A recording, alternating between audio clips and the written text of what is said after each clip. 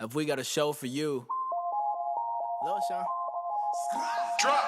Broccoli, celery, gotta be VeggieTales. Lima beans, collard greens, peachy keen, VeggieTales. Cauliflower, sweet and sour, half an hour, VeggieTales. VeggieTales, VeggieTales, it's time for VeggieTales. Throwback, Sunday school. Hi everyone, I'm Michael Ruffino, and have we got a show for you.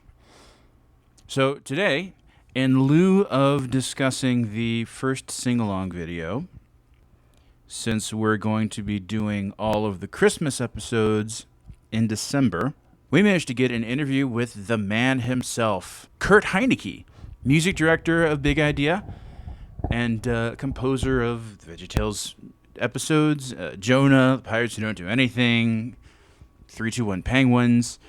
And he sat down to talk to us about music, music production, his experiences and influences, and he talked to us a little bit about what he's working on now with Mike Naraki, Dead Sea Squirrels.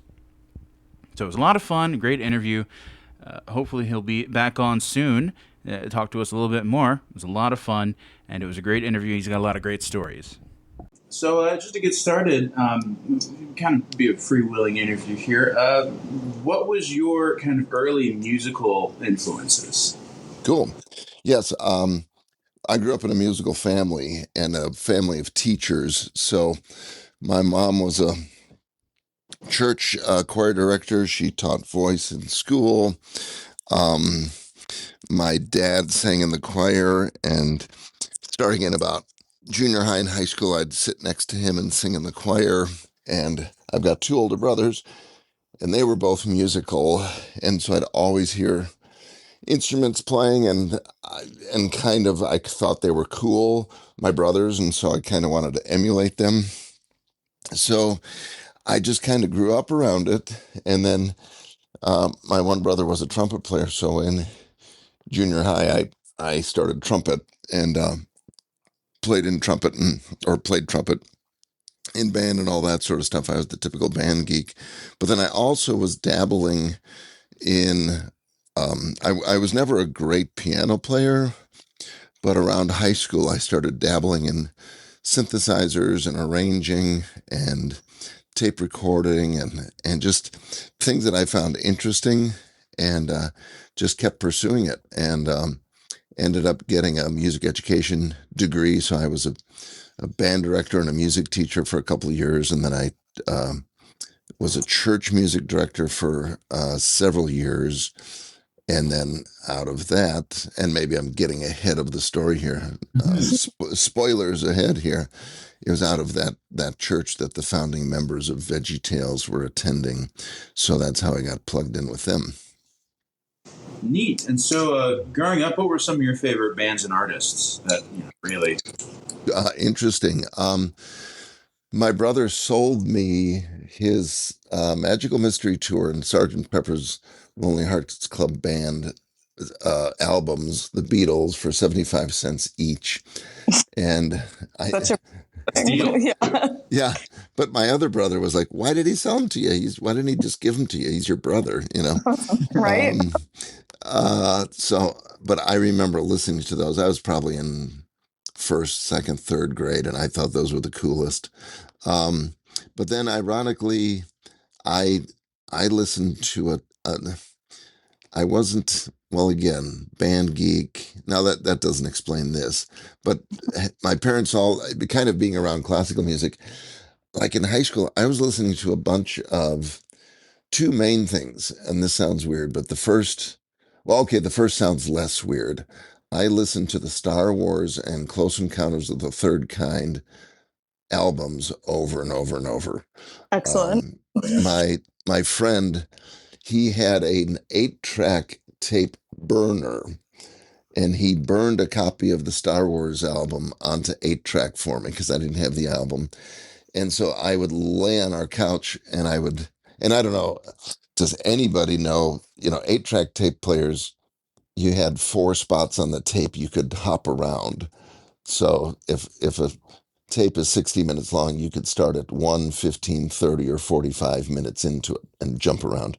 So, because you couldn't fast forward, you couldn't do all these other crazy things. So I knew how okay, I'm going to play the opening theme, and then if I hit the button at the right time, I'll get to the cantina band, and then if I hit the button again, I'll get to the closing credits, whatever, and I'd listen to that in a loop. And then the other big thing that I listened to, which sounds totally geeky, was brass and pipe organ albums, big majestic brass, um, fanfare sort of stuff. Because I played trumpet and I grew up in the Lutheran church, and my mom was an organist, and there's a big pipe organ, and so I just liked that majestic sound. So I was immersing myself in a lot of film scores and classical music of that sort. And then I kind of discovered the band Chicago because they had horns in it.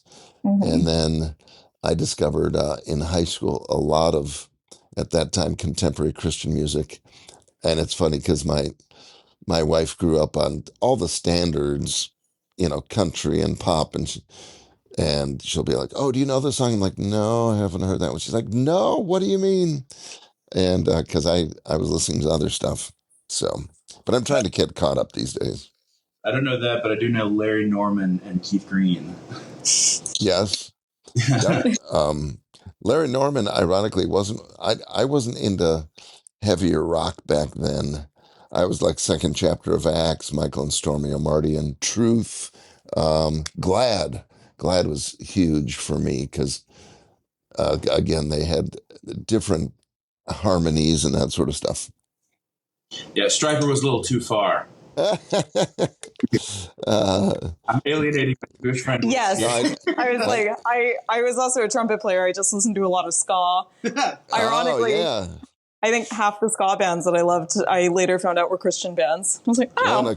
a couple of them we were good friends with, Five Iron Frenzy. I was about to say, I still love Five Iron Frenzy. Yeah, and one of them did a VeggieTales remake. So, Oh.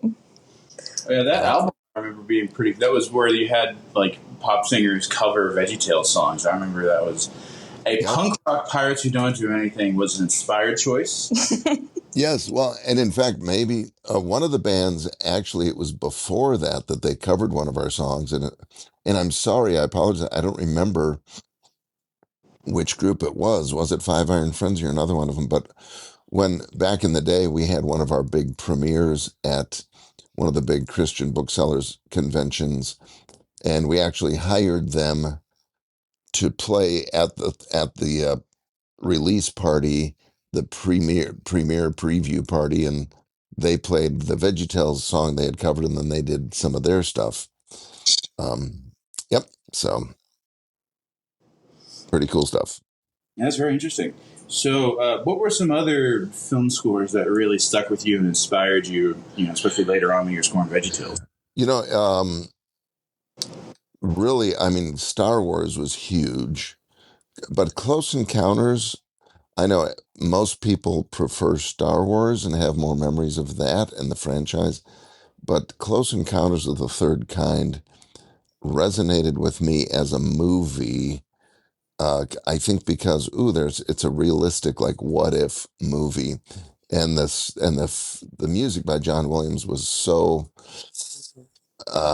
esoteric, non-lyrical, non-melodic. It was like, whoa, this is the first time I experienced music as kind of a sound effect, and that was pretty cool. But then that whole thing, the da da da da dum, I would sit at the piano and kind of make up my own arrangements of those 5 notes and experiment and stuff. After that, it wasn't till quite a bit later than I started getting into Hans Zimmer. I thought he was pretty cool. And others. I mean, all the staples. That there's some people that are some of my friend composers that know them inside and out, and I I don't pay as much attention to that. What I pay attention to is if we're working on a movie. Sometimes we use temp score. That means here's what we want the score to feel like, and this is standard in Hollywood. They'll put somebody else's music in there, and it'll help inform you, like the tempo that they want and the size of the orchestra, and then you write something completely new, but at least you know the soundscape that they're looking for. So that's where I'm introduced to a lot of new film scores because I'm like, oh, okay, I'm okay. What kind of style is this person writing in, and that helps me stretch my boundaries a little bit. This is something that I've heard or read about some composers complaining about. This is something you might weigh in on. I heard a lot of productions will get so married to the temp score Yep. that the actual score becomes just completely derivative of the temp score. I've heard that's a lot of certain superhero productions. That is definitely a danger, and I've heard people. It's completely up to that personal director and music editor and how close they come to it. One of my friends, um, worked for Disney and was an animator for Disney, and he said, "Hey, if you listen to," and I honestly don't remember. Well, I know it wasn't Lion King, but it was another animated movie. He said, if you listen to that, but then listen to the score from, I'm going to guess, The Firm, they Mhm. line up exactly because that was the case. They used, again, I'm probably wrong on this, but they used the score from The Firm to lay it into the movie, and then the director was so married to that that it's really hard for the composer to get away from that. And I see that. I tell directors I don't have a problem with them using temp score because I can tell pretty quickly if I've written something after that, if they're using it as inspiration or like, no, we want it to sound like that. And at the end of the day, yeah, I'd love to be creative and more creative, but if they've got something in their mind, I'm still going to make it sound different. But at the end of the day, I still get paid for writing notes, and it's like, yeah, and I'm getting paid by somebody else. It's not my creation. It's my following the director's needs for that film. So I don't get too bent out of shape. Yeah, I remember the first time I noticed it was I was watching Doctor Strange and thought that the hero motif sounded a lot like the J.J. from Star Trek. I I've noticed. I've got I'm thinking of one right now, and I'm trying to think if there's any others where we came awfully close, and it's a challenge sometimes to pull yourself away from that and still feel like, yeah, well, I want to make the director happy so I can be hired again. But I'm not going to mention which one it is. You have to go find it. Yeah. Yeah. I've always had this talking about this with somebody last week. It was like every time I hear the Darth Vader theme, my brain automatically goes to Spoonful of Sugar, which makes the experience of watching Star Wars very interesting. Oh my gosh, I had not heard that one. But when it goes into that dun dun dun dun dun dun, dun makes the medicine. Oh my gosh. Well, thank you for putting that earworm in my head. Oh, you're welcome. I will say this, that there was one of our, let's see, I want to be careful here. Not from the musical point of view, but from a story point of view, we did one story where we thought we were doing a parody, which is legal, but the creators of the original film thought, yeah, that's more than a parody. You're using us to try to draw people to uh, your merchandise or video in that case. And so there were some negotiations about, yeah, you owe us a little bit of money, and but it didn't stop us from releasing it. We just had to acknowledge that, okay, yeah, we were inspired by. Yeah, I think I know which one you're talking about, but clear heads will prevail. We won't have to get into that one. I am I'm curious. leaving all these breadcrumbs for people to figure out which one could it be. Conspiracy tales. Yeah, yeah. Yes, I am trying to Pixar theory all of the episodes, so we're just gonna sprinkle that. Is everything tied together in some? It's so well thought out too. Yeah. It's clearly intentional. Yes. Yeah. Well, I will tell you. Okay, here's another one that I'm probably frustrating your listeners because I'm not actually telling the answers to anything. But there was a while back. There was something in one of our episodes that we didn't intentionally do, but somebody was complaining that it looked like something else, and we're like, I don't see that, but just to be funny, some of the guys dropped a similar image into another episode just to kind of tip their hat to that. But it wasn't anything embarrassing or anything. But again, I'm not going to tell you what it is. but we think just like everybody else, like, oh, let's have some fun with this. Let's give some little Easter eggs to our fans. And obviously, there's all sorts of Easter eggs in VeggieTales because it's humor at two levels, and that's part of, I think, why people have loved VeggieTales. It's smart humor. There's all sorts of kids humor, and then there's all sorts of references that older people get, or they go, oh, that's a reference to Monty Python, or to this movie or that movie, or Star Trek and Gilligan's Island, and all those things that we've had fun with, that adults go, oh, I appreciate they're thinking about me too. Yeah, exactly. That's we do clock every Monty Python reference, Yes. and begin to realize, oh, that's why I like Monty Python so much. Because yeah. And I was thinking earlier today, thanks to the behind the scenes commentaries and featurettes, Kurt, you taught me what leitmotif was when I was like 6. Oh, well, there you go. Oh, that's awesome. I can say one of the things that I'm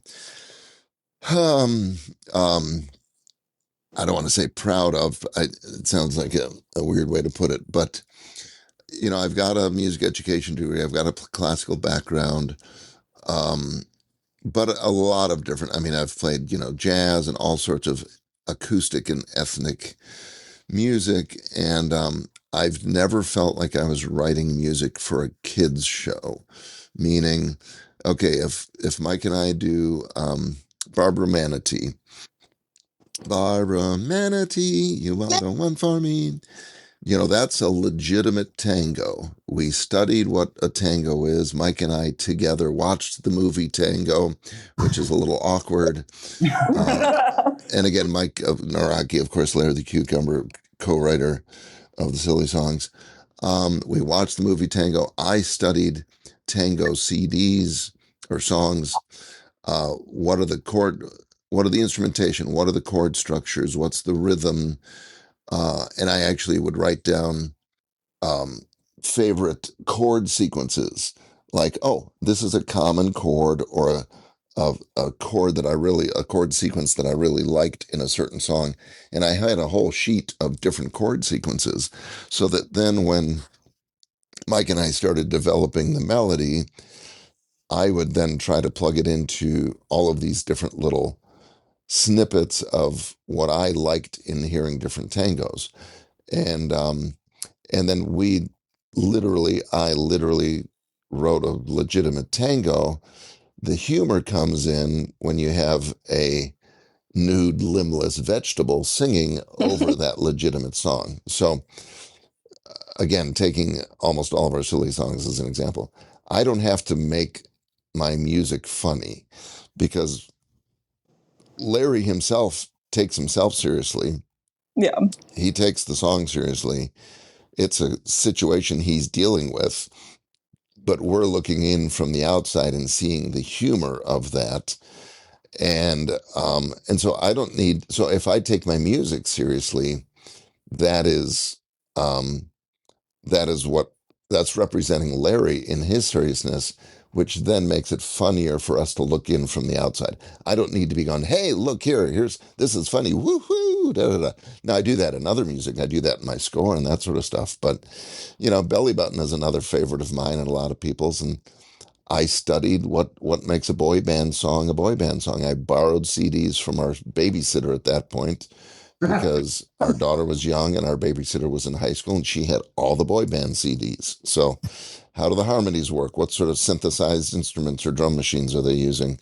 And then I try to write a legitimate boy band song, which was a hoot, because Mike and Phil and the others, they're singing 4-part harmonies as vegetables, and they don't know how to sing harmony.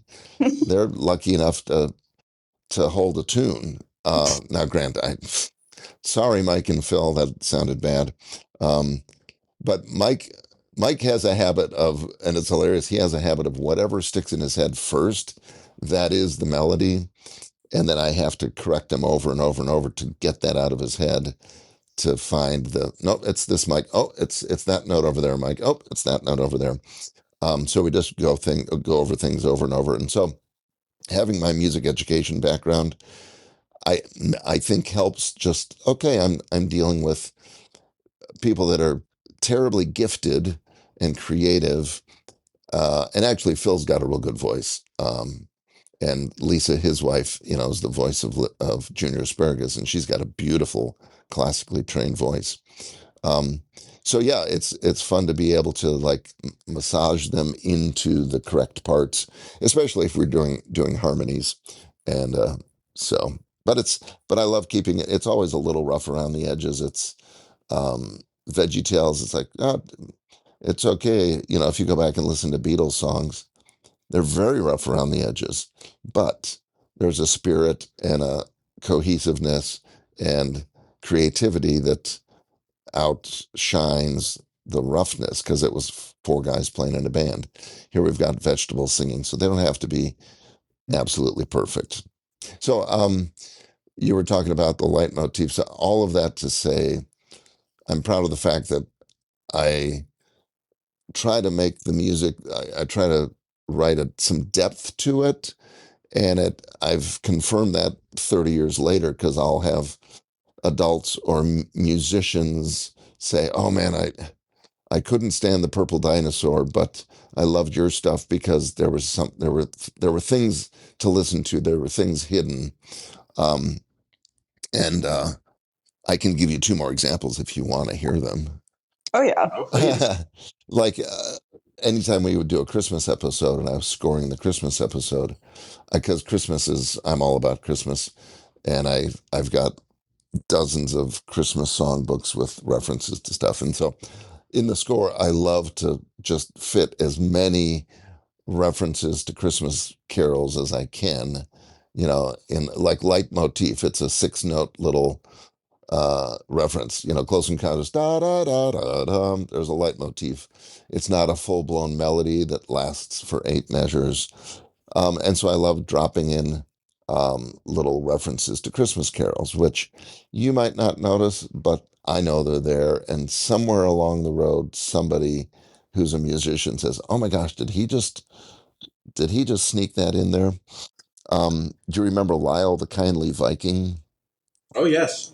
That was a fun one for me because we were expanding our horizons. We actually used a lot of a small live orchestra on that one, and but being Norwegian or Viking oriented, my oldest brother, lives in Oslo, Norway, and he's also a musician. And I asked him, "Is there anything that you know about that I would be unaware of that I could use musically?" And he did some digging, and he came up with um, the first time. Let's see how to explain this. When you think of old music, 14th century, you think of monks in a big cathedral, and they're singing real open sounding, odd sounding melodies that use a lot of primary intervals like fourths and fifths. Well, my brother found the very first reference to a melody. It was pre-Viking, but it's written down. It's a melody that has thirds in it. So what we consider modern harmony. And it's this nice little melody that I was like, oh, that doesn't feel like it's 800 years old. And it's got harmonies. I use that melody as Junior Lyle the Kindly Viking's theme. And it's like, does anybody in the world catch that? I don't know, but it doesn't matter to me because I know what it means to me. And one of these days, some musicologist will say, "That is brilliant. How did you tie that together?" So it's like an Easter egg, a musical Easter egg, just like Bach, who I admire. A lot of people say the most famous composer in the world. In the German language, a B is a B flat, and there's an A, there's a C, and an H is a B.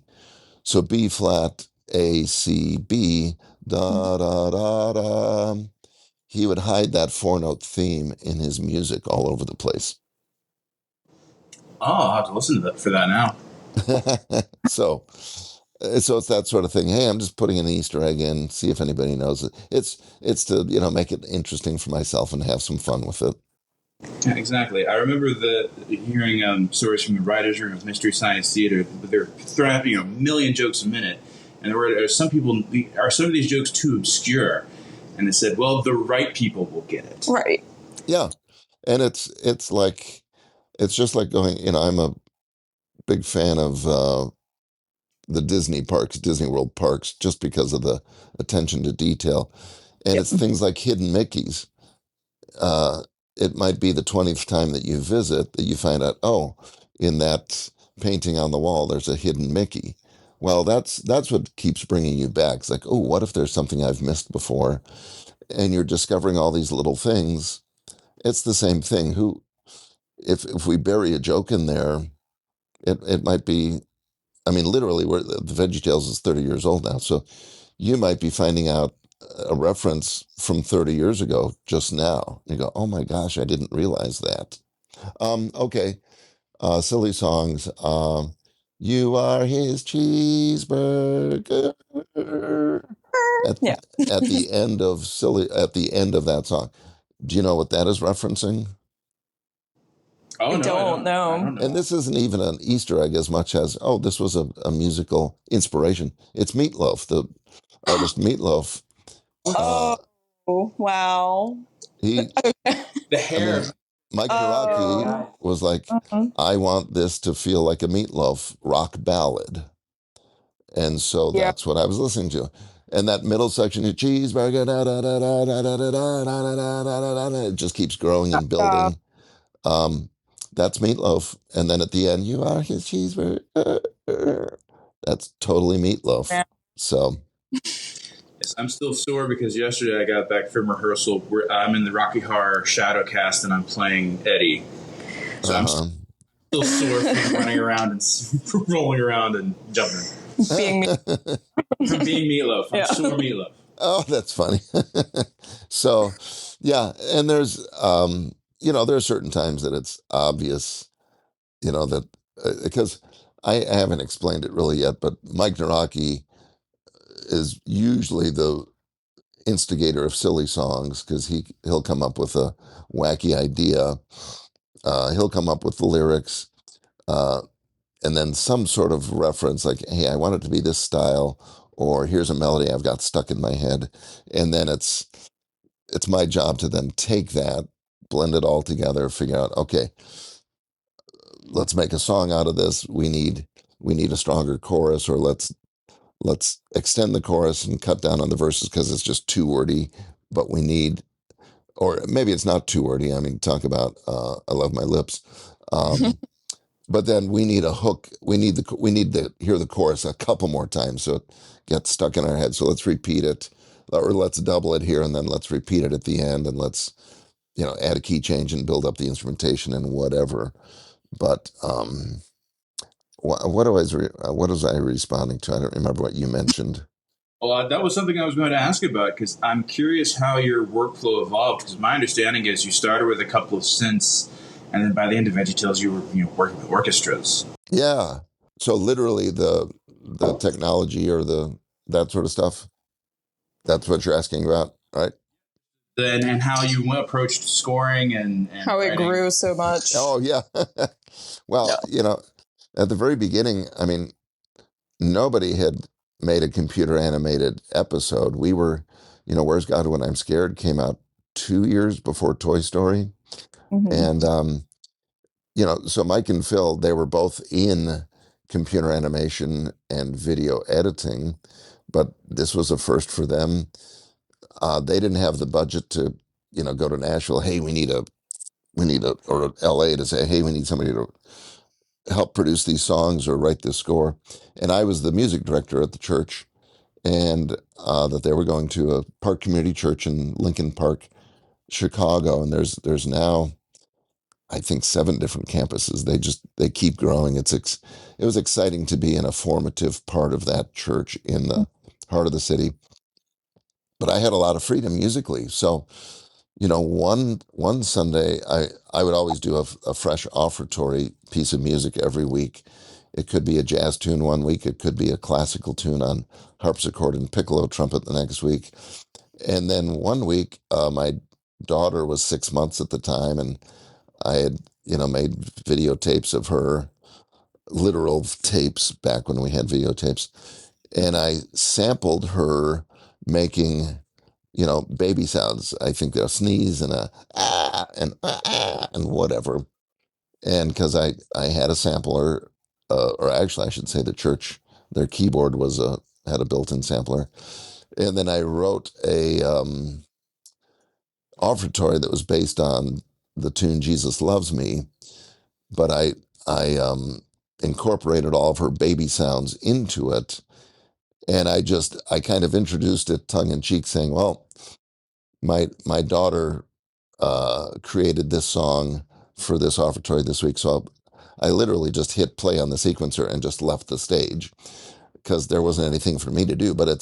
And if you listen to it now, it's the cheesiest, sounds from 35 years ago.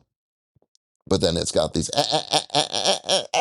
and, things that you're just not used to hearing. So that's the sort of stuff I would do on a Sunday morning. And so then Mike and Phil and Lisa heard this and go, maybe he'd be a good team member to help us because we've got all these song ideas, but we don't know how to create real songs out of them. So then I started with a Korg 01 WFD. See, I mean, it's a keyboard of the day that had a floppy disk drive. And that was my first, I think, for the first 3 episodes. And we weren't doing much score back then. It was mostly songs, but you think about the very first show, Where's God When I'm Scared, Tales from the Crisper, talking about, Junior being scared of the monsters on TV. And I had this scary organ music kind of playing, cheesy organ music that it was representing what he was watching on TV. So it was scary, but we couldn't see the images that he was watching. So that would be probably the first quote unquote score. And I literally had a stopwatch to say, okay, it ramps up for 10 seconds and then it hits a scary spot. And if we're dealing with 24 frames per second, they could tell me in the breakdown, okay, this scene lasts, 3 seconds and 15 frames or whatever. So I was using a stopwatch to create I wasn't even able to watch the score or watch the scenes at that point. So that was about as rudimentary as you can get on no budget. And then I had that synthesizer. I had a little piano module, and I had an Unsonic ASR10 sampler rack mount unit at that point that cost $2,000, and then to upgrade it from 2 to 16, not gigabytes, not terabytes, but megabytes of sample memory. 16 megabytes of sample memory cost like $600 or $800. And so, and I'm trying to figure out, okay, how many different samples, which means you can play a better sounding violin or drum set as opposed to the basic sounds that came out of a synthesizer back then. So that's the advantage of a sampler, which now anything coming out of Logic or a computer most of it is sample based, and you're talking about gigabytes or hundreds of megabytes for one sound. And I'm going, okay, I can fit 8 different sounds into this sampler, and I've got 16 megabytes to do it. So it's like getting the astronauts to the moon with this little computer. It's like, okay, what are the most important sounds for this song? And then I'd go through my sample library and I'd find it. And do I have enough room to fit it in there? And that was being triggered by this little keyboard, Korg 01 WFD. It wasn't until later, into, let's say, the 4th, 5th episodes, that I got a computer, got the basic sequencing software. But still, I wasn't locked to a video. So what we would do is we'd have a VHS tape, and you'd have the audio on one a stereo tape, and you'd have audio on one side, and you'd stripe a SMPTE code on the other side, which is like, and you'd play that, and your computer would link up to that timing. So that was then the first time I could lock to video. And then we started, we had ADAT recorders, which was revolutionary at the time because it was digital tape. They had bought 2 ADAT recorders, and then eventually I acquired one of those. So that's when I first, when we did the story of David and Goliath.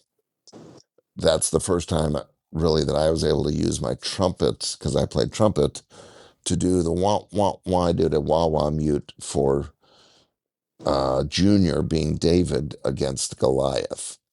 So that was the first time I was able to introduce live instruments. And so and then after that, over the years, things just kept growing. And I have racks full of samplers and sound modules. And eventually it got to the point where everything's in the computer now. Now, I will say the theme song has Larry playing the tuba. That is a live tuba. That's me playing the tuba. I went into their studio, quote unquote studio. It was the bank vault of the office space that they were using. We threw up blankets and mattresses in there, and that was our recording booth. So I borrowed a tuba from our high school band and took it in there, and that's bum bum bum bum. That's the first tuba you heard, and the rest is history. I still get videos from high school kids playing. Well, okay, here's the funny thing. I play in a German band now, and people don't know my background.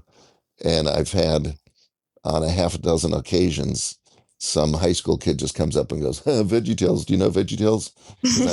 Because I'm holding a tuba. And I'm like, funny you say that. And then we got enough requests like that we actually do VeggieTales in our German band because it's a legit polka. I mean, we wrote it as a polka. And I was like, I know how to write polkas because I directed a German band in high school. So fancy that. So anyways, okay, I've been rambling. Next question. That's why one of the first times that I brought my trumpet into my classroom when I was teaching Hebrew school was after we watched the Jericho episode. Oh. The kids were so obsessed with the song, so I brought my trumpet in, and we were saying, keep walking, and I had my trumpet behind them. Yes, exactly. Yeah, I loved it. In the featurette, you said I threw in some mistakes, but they were intentional. Yeah. Exactly. Well, Larry's not the best tuba player, so he hits that one note and he kind of cracks it. I'm like, I did that on purpose. Hard to play with. Yeah, hard to play with no hands. Exactly. Yeah. Right. Well, I'm Larry's stunt double because he can't play tuba. He doesn't have any hands, so I have to do it for him. So what? I guess it was the first Larry Boy where you kind of it's more of like an orchestral score. Yes. And so how did that come about and evolve? Yeah, well, we were like, okay, this needs to be a superhero movie with bigger score, and and I know we go back and listen to it now, and it's you call that a big score, but it was very exciting. Now, again, we didn't have the budget to like, oh, let's hire an orchestra and a choir. So what I did is I wrote or record, because everybody, what they do is you record the orchestra or the choir to the film. You see what's happening. And we didn't have time to do that. So I wrote little snippets of themes that I knew would be sung. Like, oh, Larry boy. And, I wrote, I don't know, 20 of those with different parts. And then we were in Chicago at the time, and I had some connections to the Moody Bible Institute. So I got the Moody Bible Institute Men's Glee Club, which was a dozen or 16 guys in that. And so I had them record these snippets. So these snippets were recorded before I ever started writing score to picture. But then when we'd come up to here's a big climactic scene. Okay, I'm going to I'm going to build the score so that the melody flows into "Oh, Larry Boy," and then I drop that little recorded snippet of a choir into there.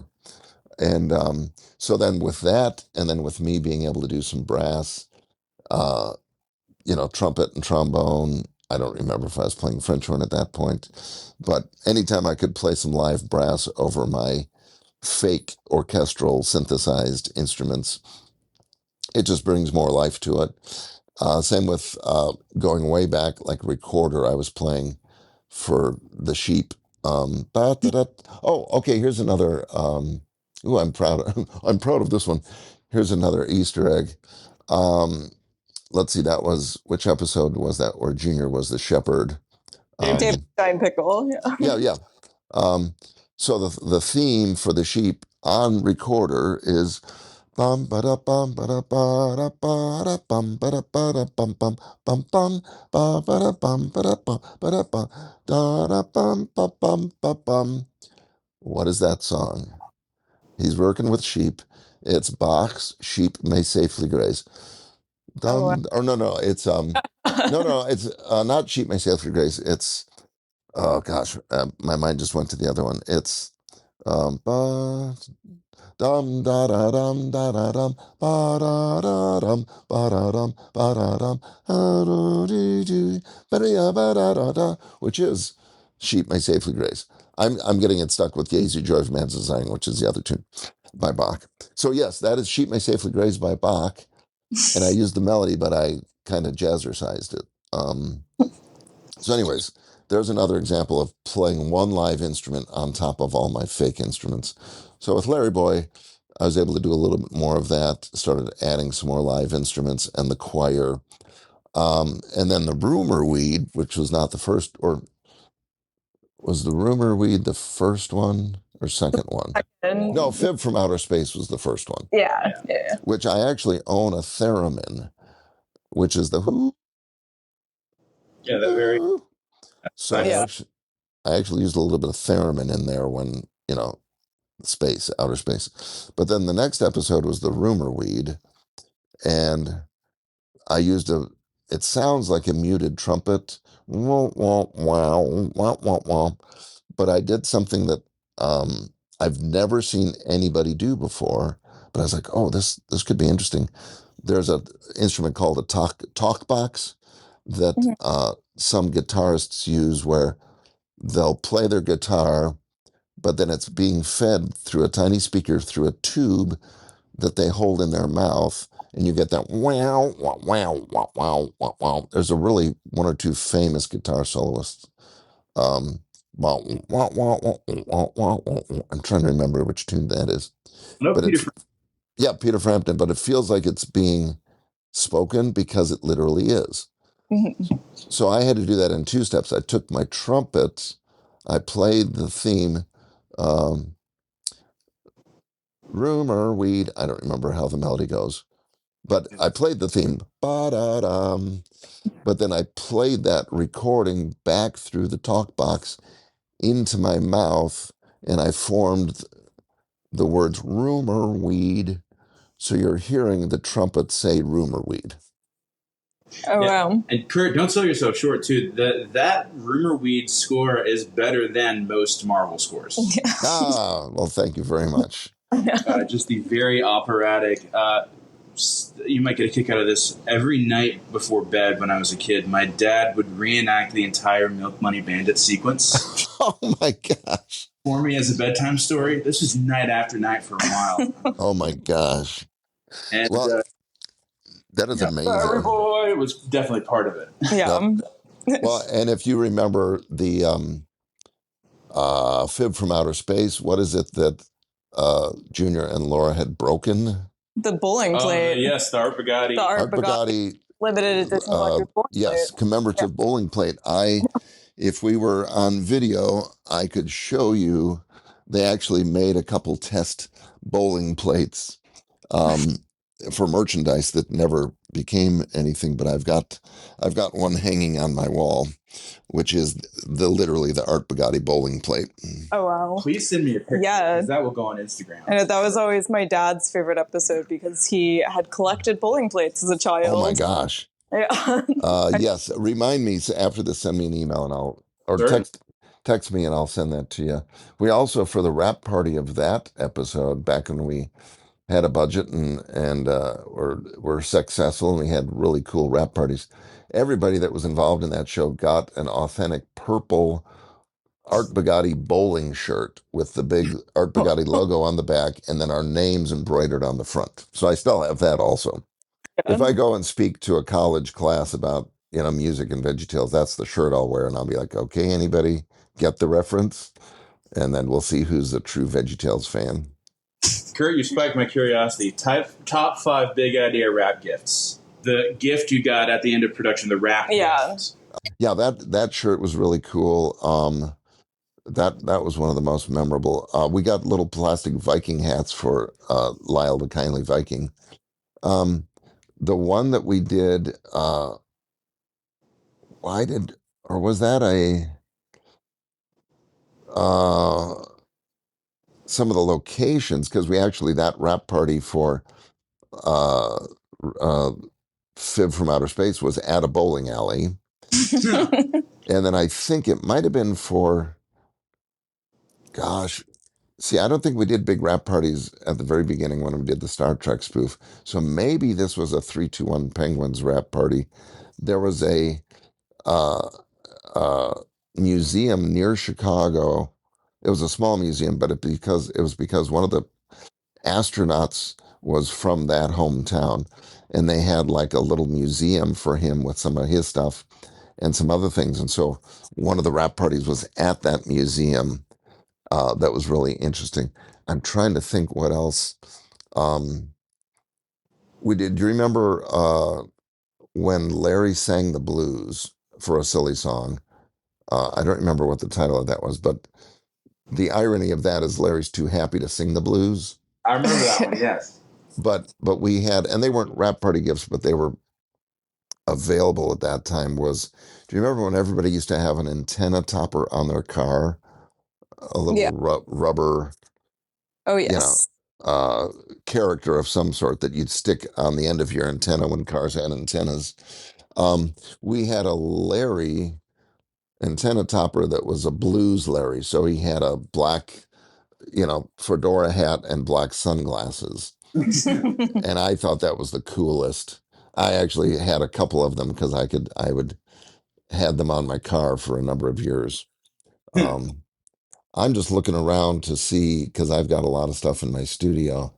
We had so much merchandise back then. It was really cool stuff. We've got finger puppets and hand puppets and hats that are all Bob's and Larry's. And when we did we did a couple different live touring stage shows, and the very first one was probably the most expensive to do because we designed Bob and Larry characters that didn't have arms and legs. They were actually had a little fan in them, and the actors were hopping around on stage. But Michael Curry designed the live stage show for Lion King, the revolutionary one. And he was a VeggieTales fan. So he designed that first stage show for us. And the designs and costumes were fantastic. And I've actually got one of the peas that was on the top of the wall.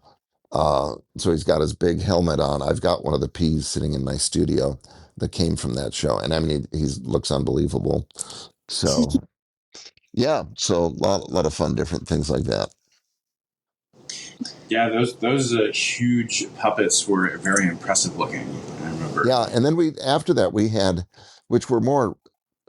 I didn't have a problem with it, but we had puppets, or human-sized puppets that had arms and legs, so that it was a little more doable. And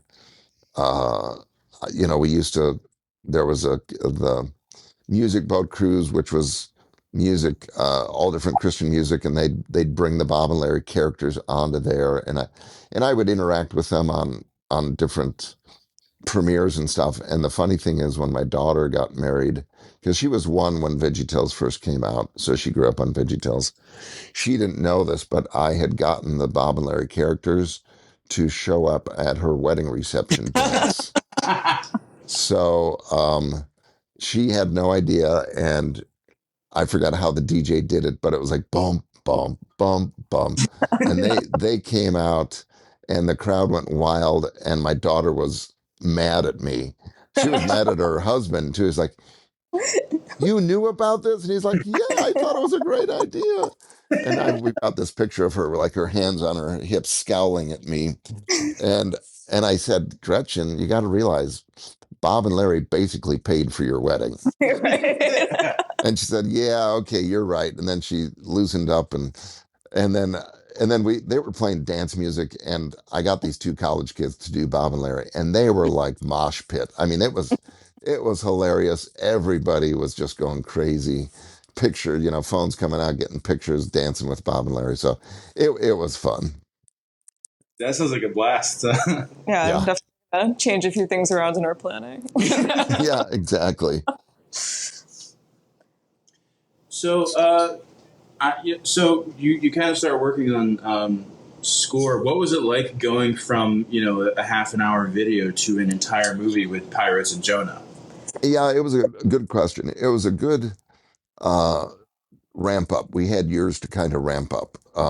We started introducing score. I think Madame Blueberry was one of my favorite episodes. It was the first that Mike Naraki truly directed, and we really started focusing on score. I introduced some more instruments. I played saxophone on that and accordion to kind of give Madame Blueberry this quirky little theme.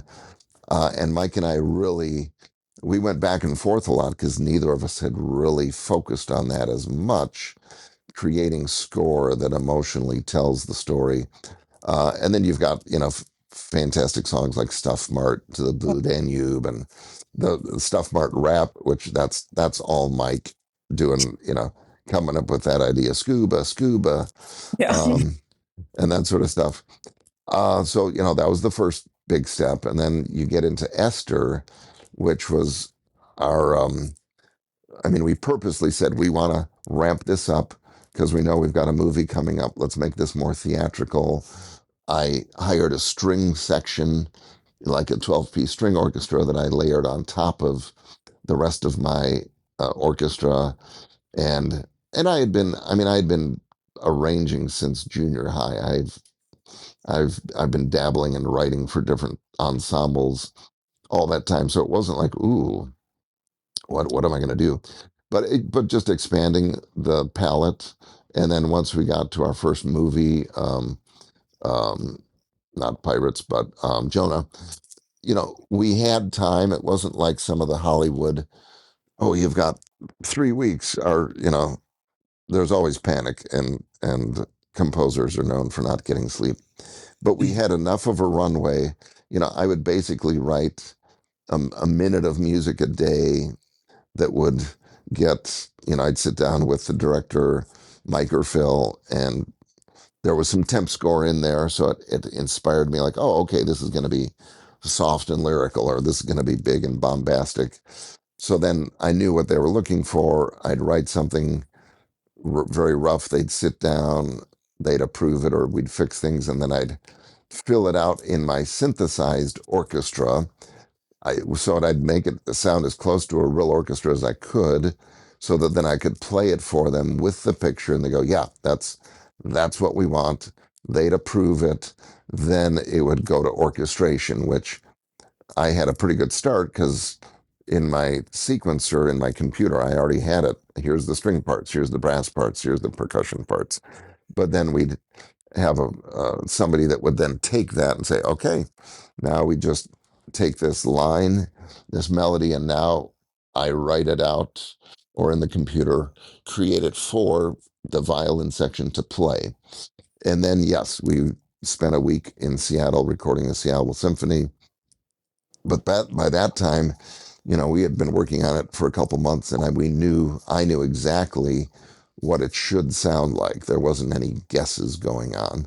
So I don't want to, not it's not to say it was easy, but it's like, okay, it's well thought out and methodical, so that okay, we're taking steps, bigger steps, and I had a good team of orchestrator, conductor, orchestra, mixer around me to bring that to fruition. And then ironically, on both our film scores, that and Pirates Who Don't Do Anything, there'd be something about the orchestra that wasn't quite gelling because you just run out of time. And then I'd go back and use part of my orchestral synthetic score that I would create, and I would use that and bury that, let's say 30% underneath the live orchestra, and you would never hear it. But if I pulled it out of there, you might say, oh, it sounds a little thin or empty, or something's not quite clicking here. So I would still use a lot of the stuff that I had written, but just buried under the live orchestra. Wow. Yeah, that's interesting. Yeah, I never would have guessed, especially from the Jonah soundtrack. Sure, there's a lot of percussion in there. That's actually the Jonah soundtrack. Wait. Let me think back through this. Which soundtrack was it? Oh yeah. It was Jonah. Jonah. We recorded at Bastyr University in Seattle, which had this huge cathedral.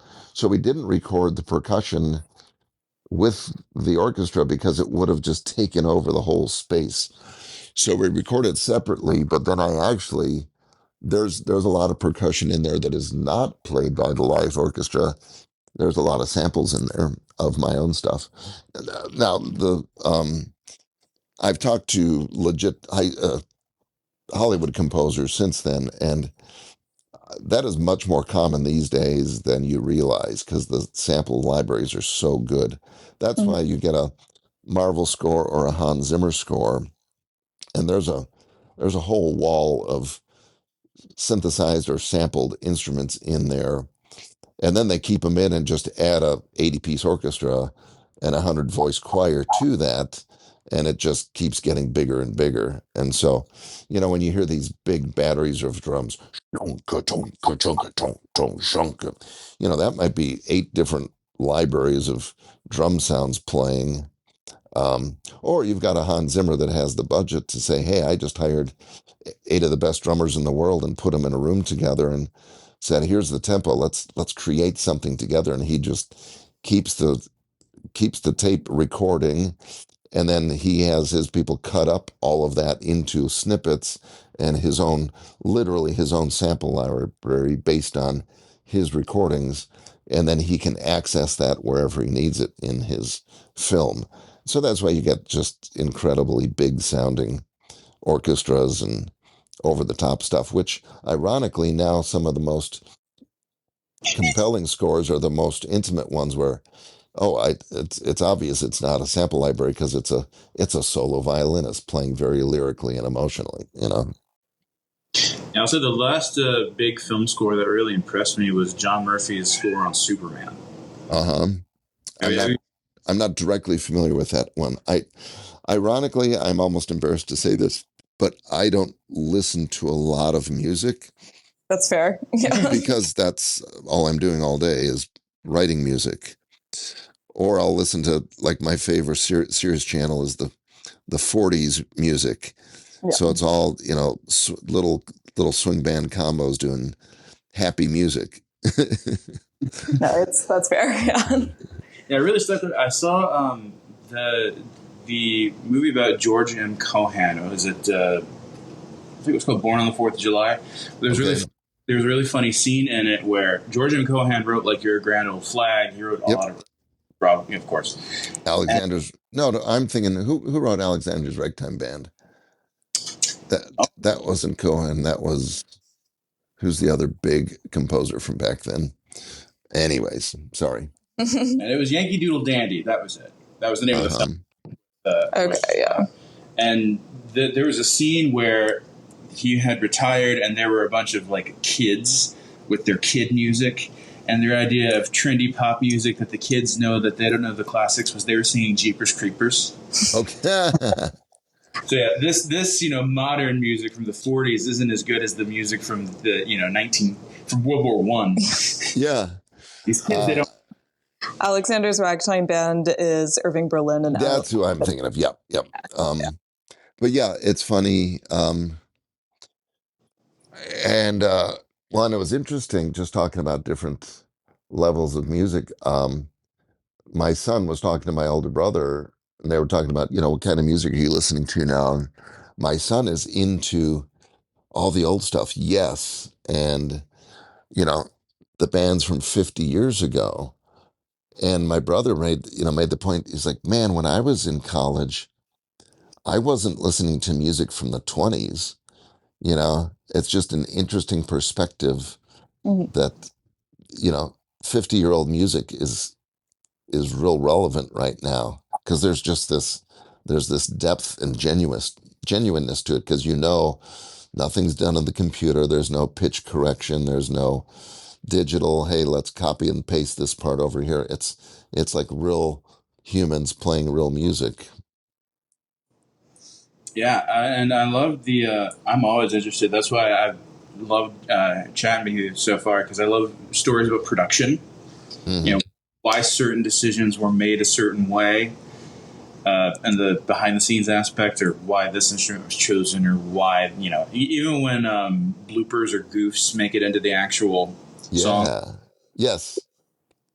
Oh, that happens to me quite often where I'll accidentally hit a chord and I'm like, oh, that was interesting, or I'll accidentally mute something in my computer and take a part out. I was like, oh, actually, I like it better that way. And it's like, yeah, these little accidents help. So I'll ask now, Kurt, what have you been up to lately, either with music or I know you have a photography studio. Yeah. Well, probably the big thing that if I have a chance to plug something, it's a new series that has been out for a year now. It's called Dead Sea Squirrels, not scrolls, but squirrels, like chipmunks.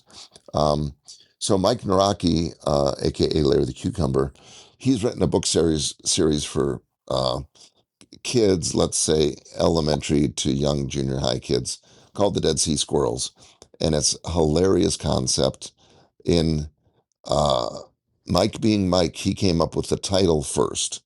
Dead Sea just the play on words, Dead Sea Squirrels. Oh, that's hilarious. What could I do with that?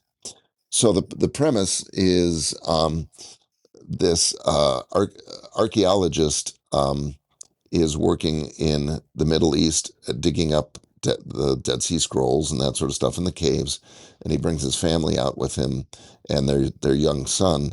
He's exploring the caves, which he's not supposed to be doing by himself, and with his buddy, and he comes across a pair of petrified squirrels. They're actually not petrified; they're dehydrated because they were swimming in the Dead Sea and it's too salty for them.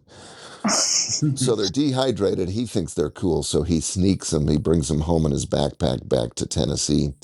Well, nobody knows about them. They're stinking up his backpack, so he puts them out. He sets them on his shelf in front of the window. He opens his bedroom window to get some air in there and get some fresh air in there. Well, that night, a storm comes and blows rain into his bedroom and gets the squirrels wet, and they're rehydrated, and they come back to life. And it turns out, well, first of all, they can talk. They're talking squirrels, of course, but they are from Jesus's time. They were petrified at that point. So this boy now has two buddies that are talking squirrels that he's trying to keep hidden from everybody. So as he's going through the problems of a fifth grader in junior high, they're helping him figure out how to deal with a bully or how to deal with a girlfriend or how to deal with lying. And they always say, there's always a song in the middle saying, well, when we were back during Jesus' time, this is what he taught us at the Sermon on the Mount, or this is what he told us about this. And they'll do a song and basically take him back in time to show this is what we learned. Um, well, the next part of the story is there is a bad guy who wants to kidnap these squirrels because they're so unique. Well, he does kidnap them and he takes them back to Israel. Well, the whole second half of the first series, the first season, is they are running around Israel looking for the squirrels, but they're visiting all the different sites that Jesus was at.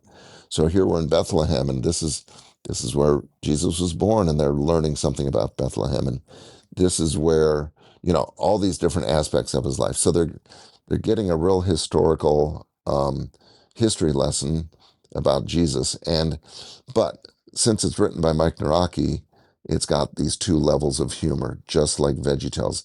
There's nothing in it that feels like VeggieTales from a story point of view, but the humor, like my 6-year-old grandson loved the episode, and my 25-year-old son loved the episode. So they've now been created. We've got the first season of animation is out there. It's being distributed by Minnow, the streaming service, Christian streaming service online, minnow.com or whatever it is. But it's spelled a little different. I think it's MINNO. Yes, I got it right here. MINNO. Yep. So that is streaming our first season of Dead Sea Squirrels, and we're already working on our second season. So I write all the score. I co-write half the songs with Mike, but then the other cool thing is Steve Taylor, who was a huge contemporary Christian music star 30 years ago. He's the executive producer on it, and he co-writes the other half of the songs with Mike. So you actually get some Steve Taylor in there, and myself, and so we're working on that. That's probably the biggest project I'm working on right now. I've been the music director and one of the composers on the first 2 seasons of Wing Feather Saga with Andrew Peterson. So that is out there. I did 5 seasons of Superbook by CBN. I've scored all of those. Those are out there probably on CBN's website. I've done 4 different projects for Museum of the Bible in Washington, D.C., and I will be doing some scoring for video for some projects of theirs coming up. And then, in my spare time, I'm also a photographer. So I just came off Michael W. Smith's Alaskan cruise, being the photographer and videographer for that cruise. And 2 weeks before that, I was on the Brandon Lake Phil Wickham Summer Worship Nights cruise as the photographer for that cruise. So I get to do some, and I photograph for the Nashville Symphony and other things here in Nashville. So that's a wonderful side thing that I get to do. Because being a freelancer, the music, it's up and down. I'm slammed this month, and then next month, I've got some openings, and then some photography will come in, and so it helps fill the gaps. Well, Kurt, I could talk to you all afternoon, but I know you got stuff to do. Well, the second hour you have to start paying me. So yes. So, and how or when will this appear? What's it under? What's it? The name of the show is "Have We Got a Show for You?" I'm still a little proud of that one. No VeggieTales podcast was called "Have We Got a Show for You?" I got it first. Crazy! It was just right there for everyone. Yes. And so, what is your overarching? And I know you said it in your email. Overarching theme. Is it a deep dive into episodes, or in my case, background of it, or what? Yep, it is both a a rewatch review of the episode and a serious interfaith dialogue. Yeah. So which we haven't even covered. Oh yeah. That's what my point. So as the show has gone on, I'm definitely more on the research deep dive side, and Rufino's a little bit more. Michael's a little bit more on the off the cusp side. So everything that I had prepared was like, did you know that you had all of these fun little, I'd noticed when we watched like Rack Shack and Benny, there's a little bit of the score that sounds very much like the tune to like Micha Mocha. And I was like, ooh, does he know that was there?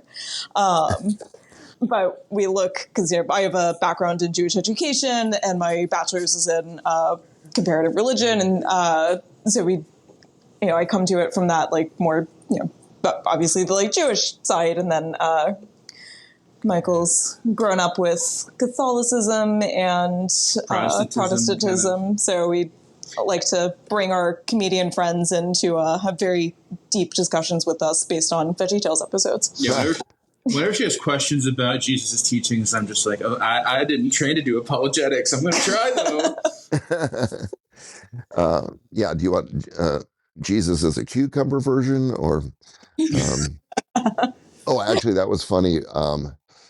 Our pastor at our church did a Jonah series. Jokingly, as he's introducing the series, he was talking to his daughter, who's now grown, about, thinking about doing a Jonah series. What do you think that? And he said, and I didn't realize Jonah was a vegetable, because obviously his daughter expressed, well, here's what I learned from Jonah the movie, sort of thing. But yeah, if there's, down the road, a month or 2 or 3 from now, if you want to circle back around and we hit the other side of some of these questions, I'm happy to do some more with that. Absolutely. Yeah. I'm looking forward to it already. And actually, with Dead Sea Squirrels, there's actually one episode that there's a popular Jewish folk tune that we actually used. Wait, was that VeggieTales or was that? Maybe it was at the end of VeggieTales where I wanted to be very careful because we're actually using a Jewish folk song that anybody with a Jewish background would be familiar with. But then we coupled it with like additional song or verse elements in the story. And yeah, maybe that was VeggieTales. So that would be interesting for you to find that and then have some reference to that. You listen to the Benny one. I was making them listen to the Debbie Freeman. No, I swear it's this, guys. Well, and it had a word that was over and over. I apologize. I don't remember what it was. It's also interesting. Since VeggieTales, between Museum of the Bible and actually did a whole series. It was a educational curriculum, but it got turned into a movie. Saleem, Saleem, that was written for Middle Eastern refugees, and I used or tried to emulate a lot of Middle Eastern music and with some of the scales and instruments and stuff. And then I've done some of that with Museum of the Bible and with Superbook, because obviously there's so much Middle Eastern Old Testament history.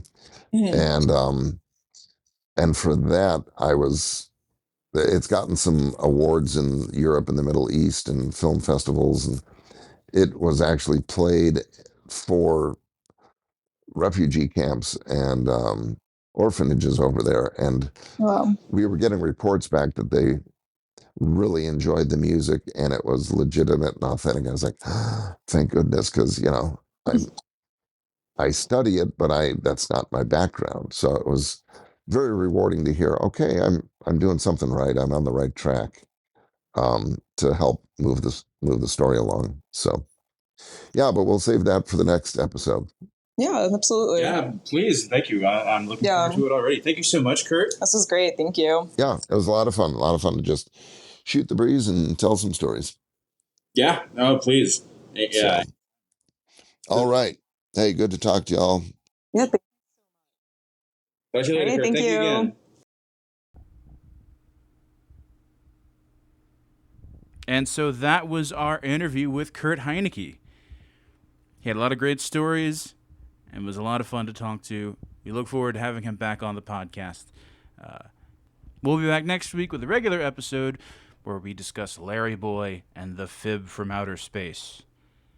But in the meantime, remember, God made you special. I love you very much. Goodbye.